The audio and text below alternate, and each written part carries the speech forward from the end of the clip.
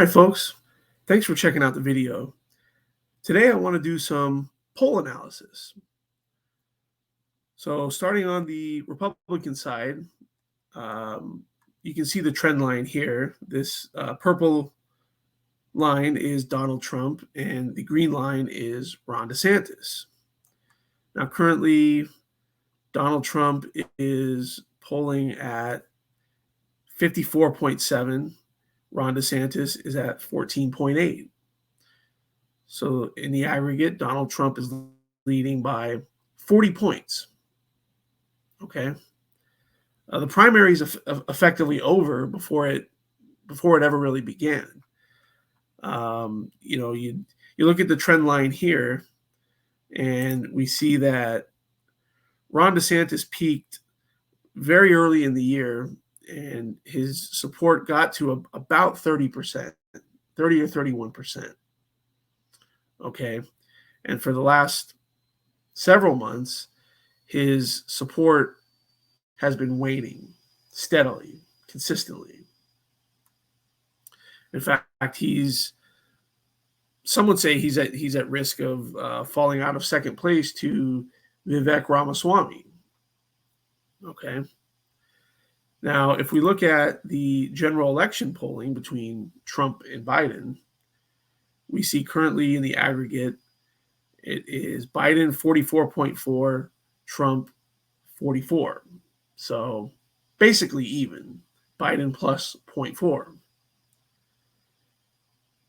Now, in the polling done in August this month, there's been Biden plus 1, Biden plus 1, Biden plus 1, and Biden plus 3.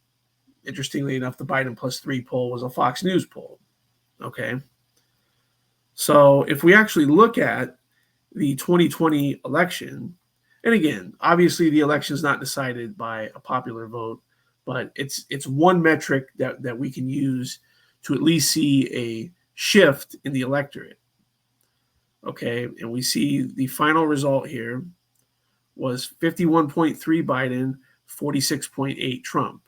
So that is a 4.5 point quote unquote victory for Joe Biden. So if it's currently Biden plus 0.4, according to that, there's been a 4-point swing to the right. Okay. Now, what were some of the close states in 2020? Georgia, Biden only won by 0.2%. In Arizona, it was 0.3%. In Wisconsin, it was 0.6%. So at a minimum, if there's been even a 1-point shift to the right, let alone a 4-point shift to the right, all of those states would be in Trump's column. Okay.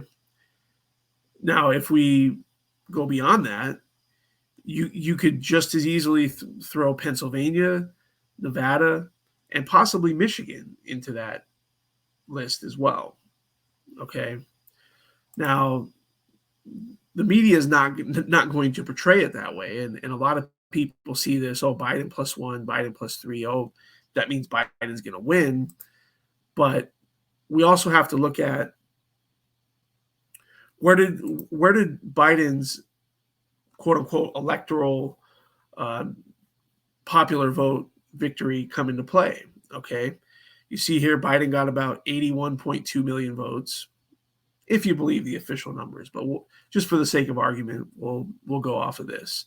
And Trump won 74.2 million, so that's a Biden plus about 7 million votes, okay, nationally. But when we actually look at it by state, we see here that Joe Biden's margin of victory in California was 5.1 million votes, okay?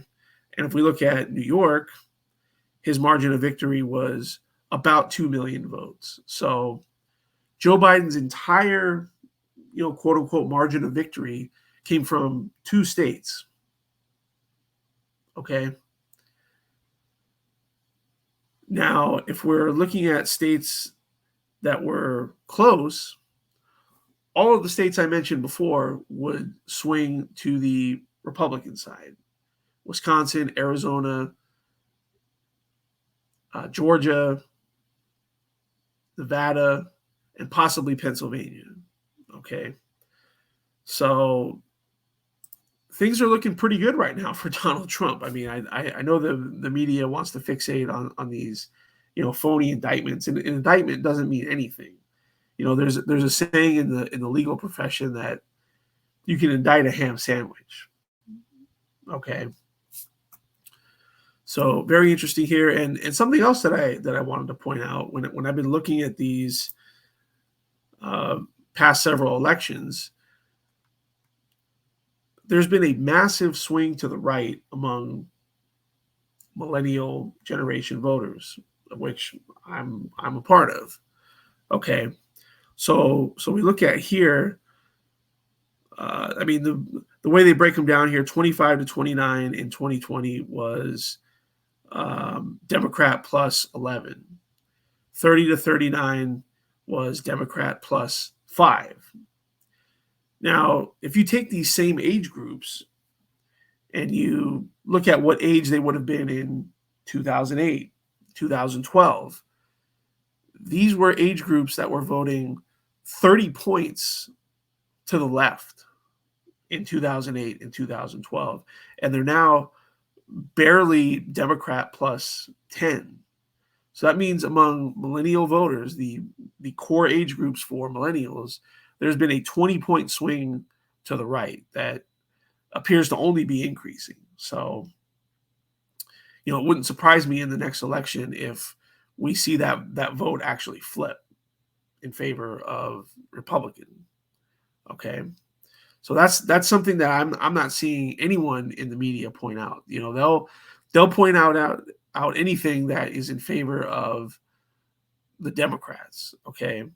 But there's been a massive shift among several demographics, whether it be millennial voters in the age group category or Hispanic voters that have shifted massively to the right in the last several elections and appear to only be increasing. So very interesting here. We have the first Republican debate coming up next week, so that'll be.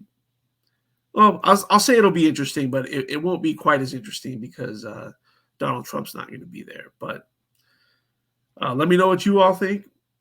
And as always, we'll see you on the next one.